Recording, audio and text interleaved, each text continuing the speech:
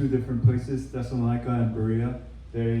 He gets very different reactions. So the two different reactions to the gospel, in both Thessalonica and Berea, Paul preaches the message of Jesus' death and resurrection, supporting his claims with evidence from the scriptures. In the Thessalonian Jews, they were very cynical and driven by jealousy, while the Berean Jews were skeptical and noble and discerning. And so the Thessalonian Jews, cynical, driven by jealousy. The Jews in Thessalonica responded with jealousy. It is likely that Paul's scriptural reasoning made sense to them, as they were well versed in the scriptures. However, instead of embracing the truth, they became envious, perhaps because they saw many devout Greeks and leading women converting, and concerned more about their reputation and influence than the truth. They stirred up trouble and falsely accused Paul and Silas of treason before the Roman authorities. However, the Berean Jews were very skeptical, noble, and discerning. And in contrast, the Jews in Berea were described as noble, and they didn't respond with cynicism, but with thoughtful skepticism. After hearing Paul preach, they examined the scriptures for themselves to verify his message, and their openness and commitment to the truth led many of them to believe.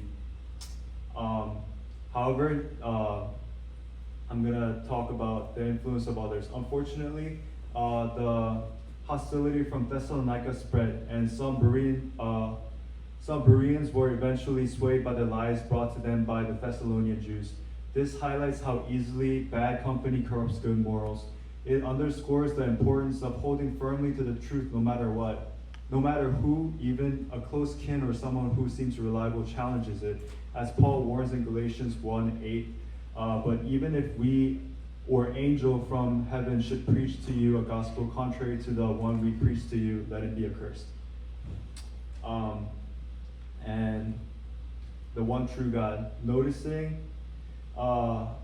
rampant idolatry in Athens and the Athenians' eagerness to hear and share new ideas, and that they even considered and worshipped an unknown God, Paul sees this opportunity to proclaim the truth about the one true God.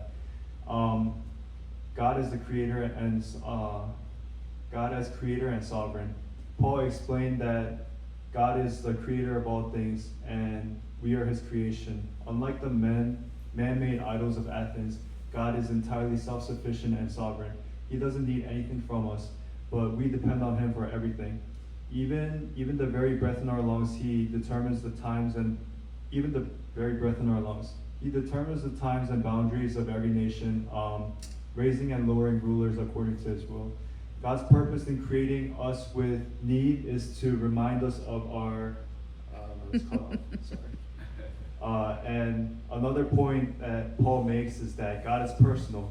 Paul emphasizes that God is neither distant nor indifferent. He is deeply personal and desires to be known. Quoting, "In him we live and move and have our being." Paul highlights that our very existence is only sustained by God, but held within boundaries.